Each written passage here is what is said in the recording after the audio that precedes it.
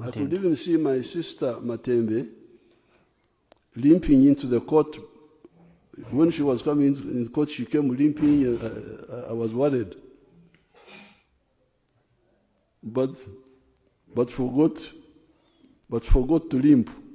All right, breaking news. Finally, His Excellency Yoweri Kaguta Museveni olunaku lwaliro avuddeyo n'ayogera ku nsonga ezigenda maaso mu ggwanga Uganda. Ebya Miriam Matembe bulijjo abiraba, Dr. Kizza Besigye bulijjo abifollowinga. His Excellency Robert Kyagulanyi okugenda wabweru w'eggwanga Uganda bulijjo abifollowinga. Bulijjo tabyogerako naye olunaku lwaliro abadde very forced okubeera nga abyogerako. Olunaku lw'ejjo ndowooza mwalabye abakulu ba UN, United Nations, mukulu SG waabwe amanyikiddwa nga Antonio Guterres yavuddeyo n'alabula Uganda n'agamba nti no, Uganda is under close attention of the United Nations. Abasinga timwategedde lwaki yayogedde ekyo, naye kyolina okumanya abasajja abo balina amaanyi. Sigamba nti no yeetumiikiriza n'agamba kandabe Uganda balina okubeera nga batudde mu meetings ez'enjawulo okubeera nga bakola ki, batuuka ku eyo decision ya UN okubeera nga etandika okulaba ku biki ebigenda mu maaso naddala wano mu ggwanga Uganda. Oluvannyuma lw'okubeera nga human rights babadde balaba human rights naddala ku internet nga yaddala Gino Muhoozi Kainerugaba ngono ye mutabani wa President Yoweri Kaguta Museveni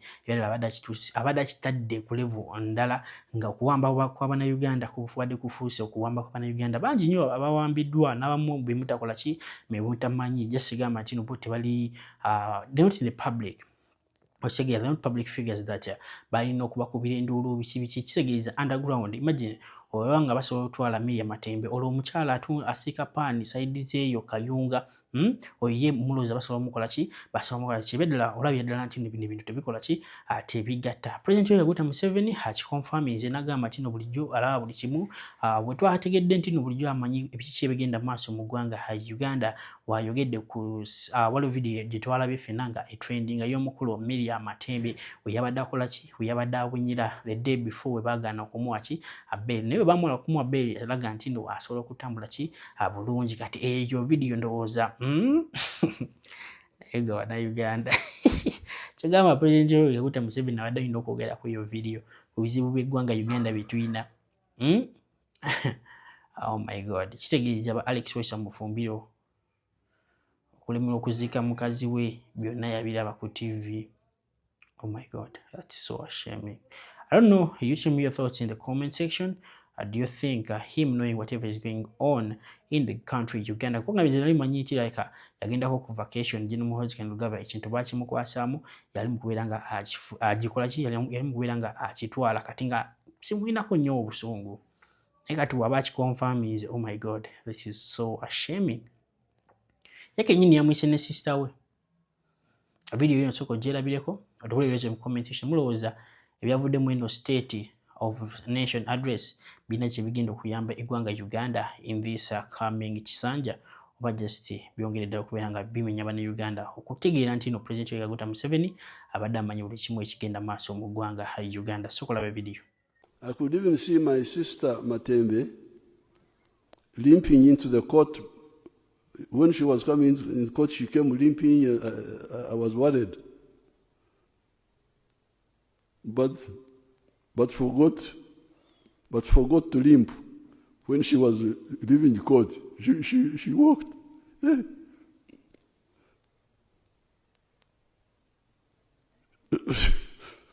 She had forgotten to repeat the scene. I saw the video. Therefore, those who want to know the truth, wait for the trials of the accused people. That's what you should do. You should all be demanding abantu mbalete mu kooti tuwulire amazima. Omulimba ali ludda wa. That should be the demand. The case of Besigye, Dr. Besigye. He was arrested on the 17th of November 2024. It is now almost 2 years. All this time, however, he has been refusing trial, misusing the legal system. Why would this great Democrat and human rights fighter spend so many calories on refusing to come to trial, where he has got opportunity to prove his innocence and expose the undemocratic behavior of the dictatorship of Museveni and his family. What is the problem? Because the dictatorship of Museveni and his family is imprisoning Besigye wrongly. Come to the court and expose it. Why do you spend so much time avoiding court?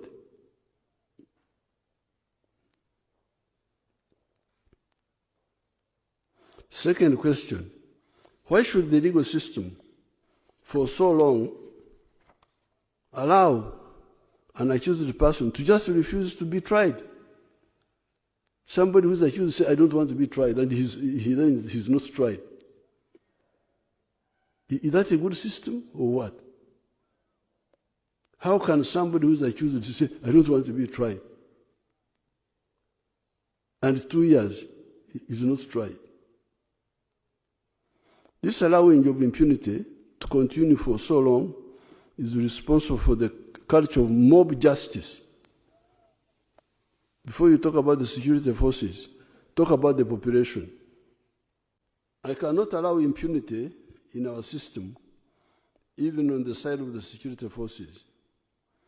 In 2021, there was the death of a Ugandan nicknamed Zebra in the Kawempe area in unclear circumstances after he got in touch with our security forces.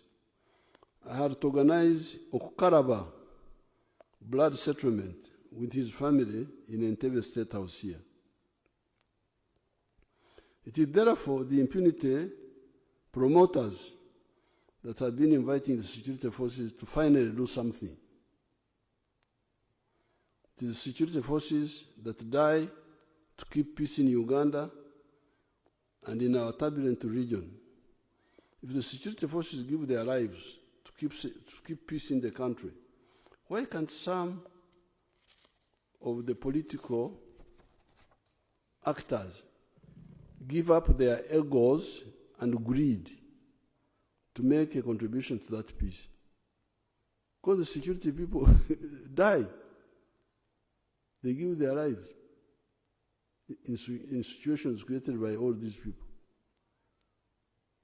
And all you are asked is not to die, is not to sweat, is simply to behave responsibly, that's all. And they are not able to do that.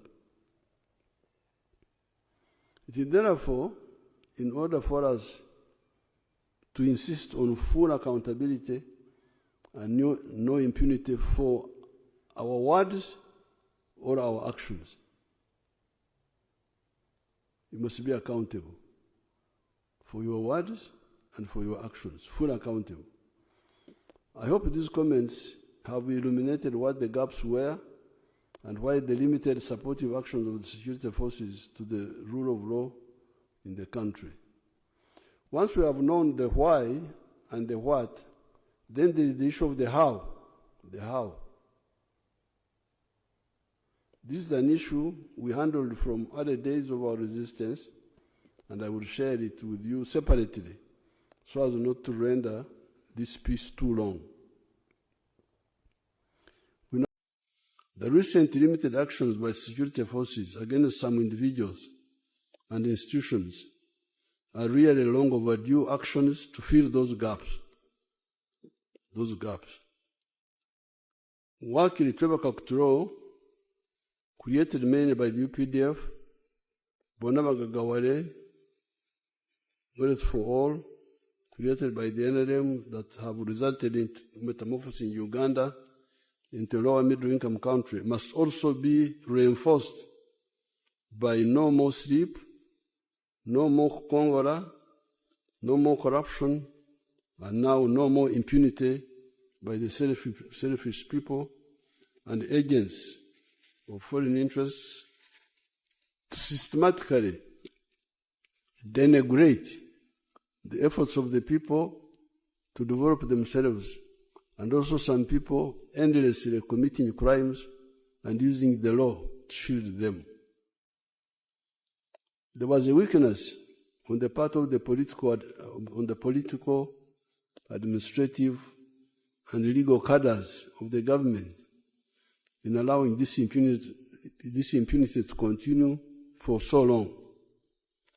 Some people say people have been abusing Museveni, but Museveni has been ignoring them. That is true.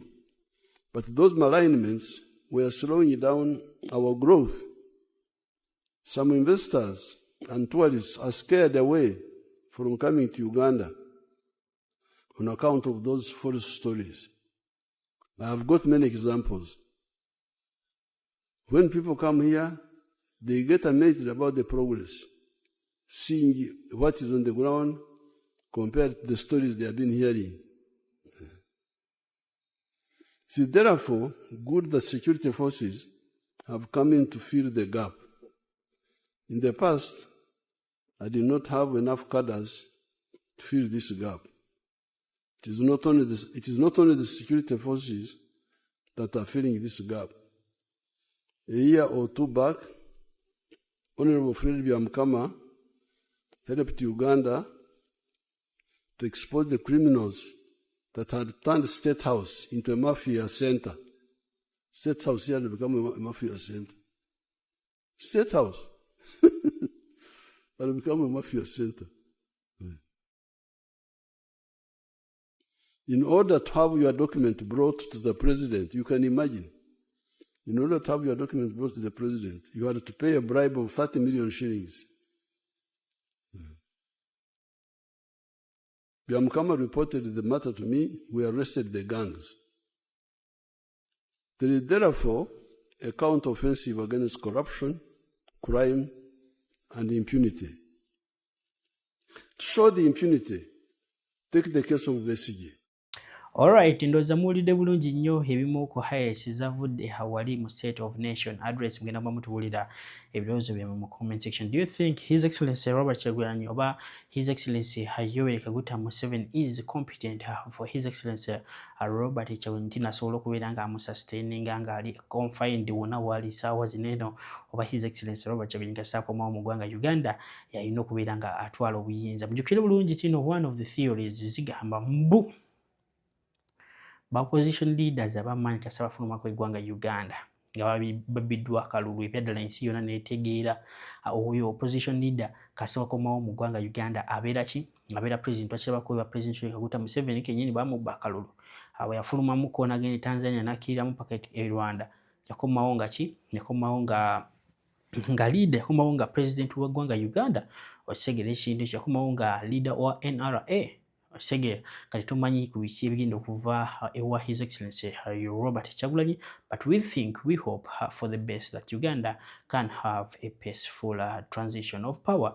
Njagala mutuke muwulirize omukulu amanyikiddwa nga Honorable Ssemujju Uganda alina bye yayisizaawo gwe Munnayuganda leero winja, njagala obiwulirize otubulirize mu comment section. Do you think this is the right way things are supposed to be moving in Uganda? Wange byaddala owuliriza stories, owulira statements ezigenda maaso mu ggwanga Uganda. Oh my God, olabye ddala nti no President Kaguta Museveni alinga akolera bazungu, alinga bana byanema okutegeera. So kuwuliriza Ssemujju Uganda kuzinaba kubeera nga subscribing akadde kajje personalize okateekemu all, nyongera okujjukiza video gituwereka like esobola okubeera nga etambula ku speed eya waggulu nnyo. Nyongera n'okujjukiza ekirala, omukulu amanyikiddwa nga Sheikh Ashraf ono nga musomi w'edduwa gwewina nga oli eyo yina ebizibu, namba ze ziri awo zisembyayo 711. By the way, Aida wa Saudi Arabia wadde ombuuza namba ya Sheikh Ashraf yeyo gyolaba awo wansi yasimbyayo 711 mukubireko ajasobola okubeera nga akuyamba. Sokolirize ku bino ebyomukulu Ssemujju Uganda tumali tweyongere. Ambassador wa America gwe bali waagala okugoba wano banga yali abagambye nti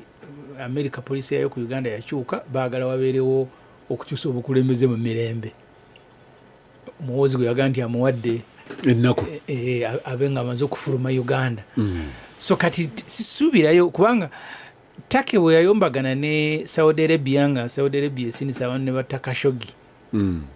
Trump bamubuuza yagamba nti Saudi Arabia esima amafuta gali mu billioni ya dola buli lunaku, so si yakulwanagana nayo nsi amafuta ngagga ina strategic interest. Yes, tajagenda mu bya kulwana na mugagga. So kakati ekyo kitegeeza ku Trump ndi bana abakulembeze kati bali mu kujaganya because ba Democrat abasinga obuntu obola Obama we yawangula Abafirika ntusanyuka yakyalirako Ghana ndoza na Kenya n'agamba nti tagenda kujja mu Kenya actually ndoza yagira bavuddeko Kenya waliyo meeting yajjako ne ngaga tayagala kujja mu nsi zitali mu democracy Biden ne badde omulaba nga atuuza n'olukungana lwa democracy naga democracy is under threat mu nsi yonna kati ono nti Trump atuuzizza olukiiko lwa democracy amupuliikingirani yes bibyo byabusuubuzi kunoonya abagagga TikTok lwaki mwagijje kutujifuna musende meka mugize Saudi Arabia bwe bateeka ku pressure nti bagenze Take ne batayo munamawulire Jamal Khashoggi ne basayininga nti bagenda gula ebyokulwanyisa bya bilioni za dola 10 mu America naga kati ebyo nze ndi era nga mita deal maker alese sente mu America so ye oba oli dictator oba oli ani kasitobera nga America ina wefunia mu kulembeze we bisigadde tomubuulira nzija wano ntandikira mu parliament semuju olwalera abamaje baze mu parliament naye mwalimu abayita akakiiko akabayita kaali kabayita bajje ne CDF ndoza okwetonda kwabwe kuli nti CDF taliiwo naye of course CDF ku mukutu gwe aba ex gwe ba flagging down yali yabagamba tayagala kamanyiiro eyo tajja kulinnyayo kati nadde ninda parliament eyembavu egendo gamba bana abazze ti abaye nti mwe mugira mugenda oli bwanajja munadda but namwe muli on a test. I don't know whether I expect Parliament to pass the test anyway. Minister of Education, Janet Kataha Museveni.